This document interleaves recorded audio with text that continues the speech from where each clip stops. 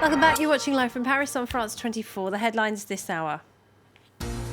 Inter-ethnic violence claims more lives in Mali. Dozens of people slaughtered in an overnight attack on a Dogon village. It comes weeks after a Dogon militia was blamed for a similar attack on a Fulani village.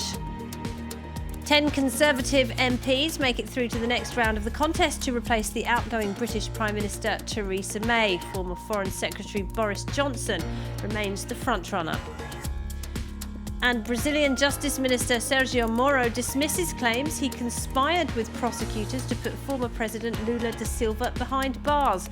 It follows exclusive revelations in the news site The Intercept.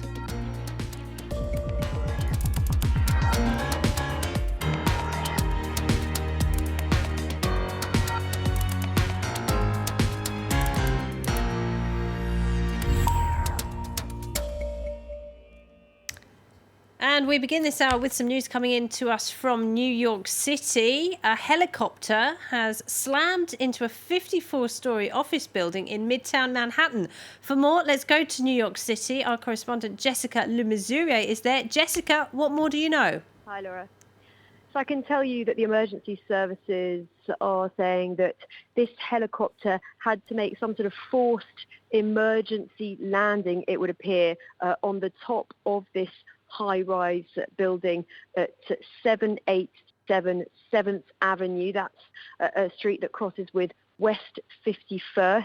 It's in Midtown. It's near the Rockefeller Center and quite near Times Square as well. And this happened at 1:43 p.m. Eastern Time, New York time.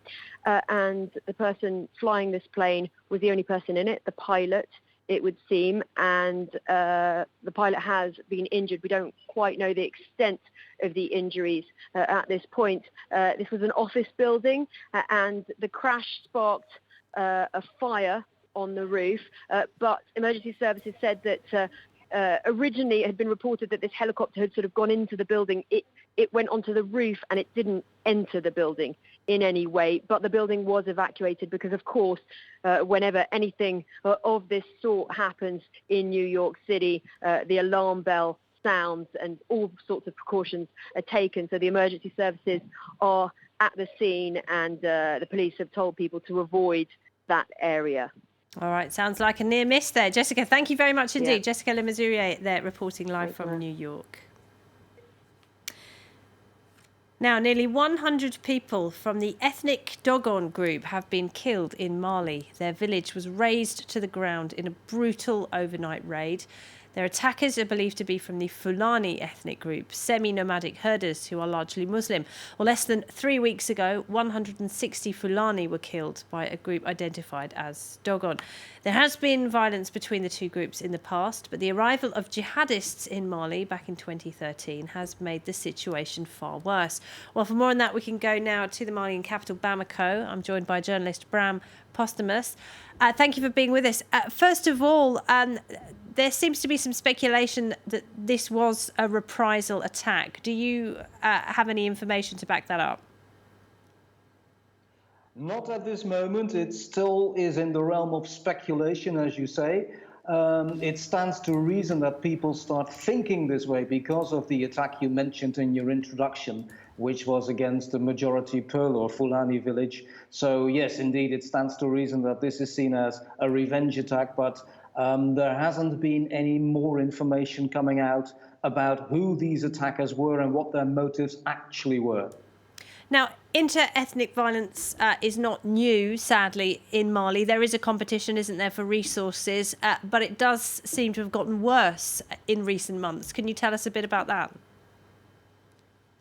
I think the reasons for this are very, very complex, and homing in on ethnicity per se may not be terribly helpful in explaining why this is going on.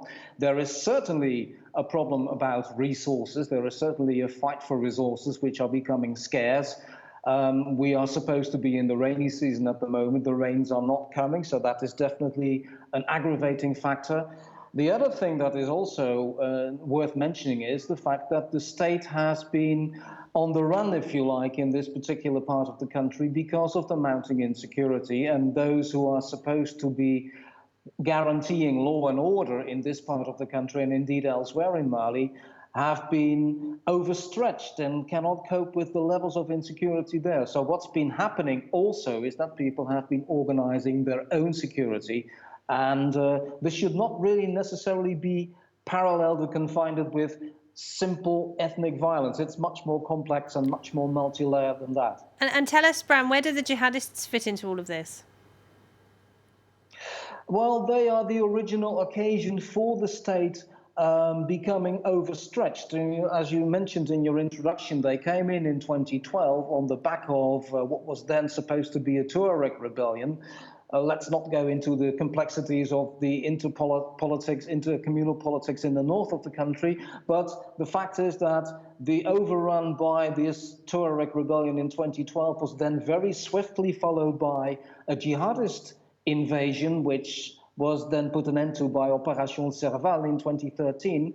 But that operation didn't stop the spread of armed groups. In fact, it's gotten worse, and that's when it moved into the center of Mali and indeed beyond into Burkina Faso and Niger. Bram Postumus, thank you very much. You're welcome. Well, staying in the region, at least 19 people were killed in an attack on a village in the troubled north of Burkina Faso. Local officials claim the attack was carried out by several dozen armed men. The area has seen a spike in jihadist violence in recent months, despite a beefed-up security operation. Now moving to the UK, and the race to replace Theresa May as leader of the Conservative Party and Prime Minister has officially begun. May resigned as party leader last week, but will stay on as Prime Minister until her successor can be found. There are 10 candidates in the running, and they have now managed to secure the support of at least 8 Conservative MPs. That means that they make it through to the next round. Alison Sargent takes us through the nomination process.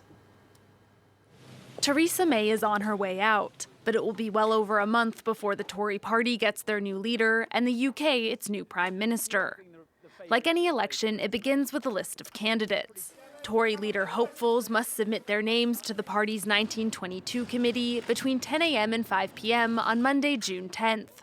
In order to qualify, they'll need the backing of 8 fellow Conservative MPs, a threshold that was raised from 2 earlier this month to speed up the race.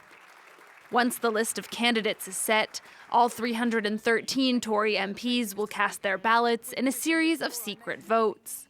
In the first round on June 13th, all candidates who get 16 votes or less will be eliminated.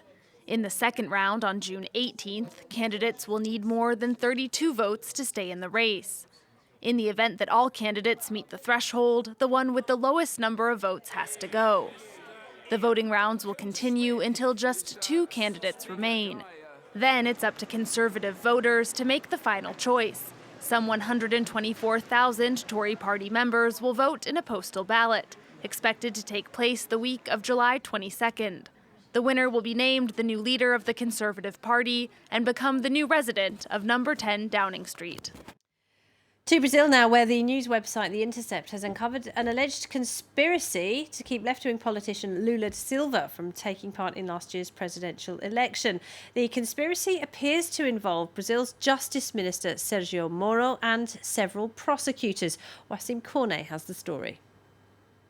Throughout the years, Sergio Moro has built himself the reputation of a strong anti-corruption figure. It was thanks to this notoriety that he was chosen by far-right President Jair Bolsonaro to become Brazil's justice minister.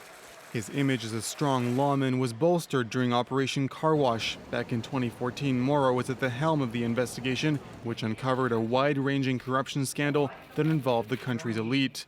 3 years later, Moro was in charge again when former President Lula da Silva was sentenced to jail. But leaks published by investigative news website The Intercept are now challenging the sentence and Moro's reputation. The media outlet says it has received private chats, audio recordings, videos, and photos shared between Moro and prosecutors involved in the case. In theory, communication between these parties is forbidden. The messages show that Moro and prosecutors conspired to prevent Lula and the Socialist Party from returning to power. They even reveal prosecutors had expressed, quote, serious doubts over whether there was sufficient evidence to establish Lula's guilt. In a response, Moro defended his actions and said the messages had been taken out of context. He also lashed out at the anonymity that was provided to the person who leaked the information. I deplore the non-identification of the source, who was responsible for the criminal hacking of prosecutors' laptops, and the fact that the site did not get in touch with me before publishing, which is contrary to the basic rules of journalism. Lula, who has never stopped claiming he was innocent, sent out a short tweet: "The truth will prevail." As for Glenn Greenwald, who co-founded The Intercept, he says these leaks are just the beginning. To a rare show of solidarity among Russian journalists now, all three of Russia's main dailies published the same front page Monday. It read, "We are Ivan Golunov." Golunov is an investigative journalist who was detained on drugs charges last week. His lawyer claims the drugs were planted on him to punish him for his journalism. He could face 20 years in jail if he's convicted. Well, a spokesman for President Vladimir Putin has said that the matter is being looked into. Nick Holdsworth has more from Moscow. They're quite bold. This is one of the papers. They each have an identical front page with different colours for the we part here. This is I am or we are Ivan Golunov. This is quite unprecedented. There's never been this kind of media reaction to this sort of event in Russia before. And there's already been, there are already signs now that the Kremlin is trying to backpedal.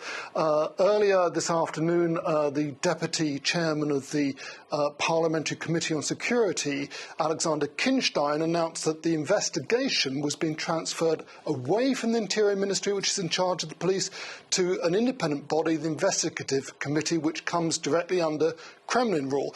He says that this will ensure that the investigation is carried out by people who weren't involved in the original arrest. In a new twist, the Investigative Committee has later said they haven't actually had formal sight of papers instructed them to take on the case yet. So it's a little bit confusing, but it's quite evident that the public reaction, this united media reaction by three newspapers who have had troubles with the authorities in the past but are not known to be particularly critical of the Kremlin today, their united response seems really to have had an effect, and the Kremlin seems to be taking note of that. President Vladimir Putin's spokesman, Dmitry Peskov, earlier today said that they were looking at the case. President Putin is watching the case himself. That doesn't mean to say that the Russian public should question the rule of law or how the courts operate, but they are looking at this, and clearly the response, which is international response, has completely overshadowed the big set-piece economic forum taking place in St. Petersburg right now with President Putin hosting the Chinese leader Xi Jinping. This clearly is a story that the Kremlin understands they're going to have to much more carefully manage from now on. There's been a second day of strikes in Sudan as protesters seek to put pressure on the ruling military council. Negotiations between the two sides came to a halt last week after Sudanese forces violently dismantled the main sit-in site. The opposition says that the death toll since last Monday's raid now stands at 118 after several more protesters were killed on Sunday. The blockades aim to send a message to the people that we don't have personal issues and we're not against anybody because we ourselves are suffering. The main reason of the blockades is to prevent people from going to work. And we did the same thing before in order to prevent people from going to work, and it's a type of pressure. فنحن شايفين انه دي طريقه بتاع الضغط على الناس انها ما تمشوا. والله كمدارس يعني من ناحيه. The blockades are disturbing, but the people are expressing what's in their heart. The military cannot do anything else but only to prevent the movement of the people. يعني انا الليله ما قادر افلقك بحجر حقوم اعمل كده صح ولا كلام غلط. Pakistan's former president, Asif Ali Zardari, has been arrested on corruption charges. The widower of late national icon Benazir Bhutto is said to have profited during his wife's mandate. The arrest is a blow to the Pakistan's People Party, which is now led by his son. Simon Harding reports. The former president of Pakistan arrested on corruption charges.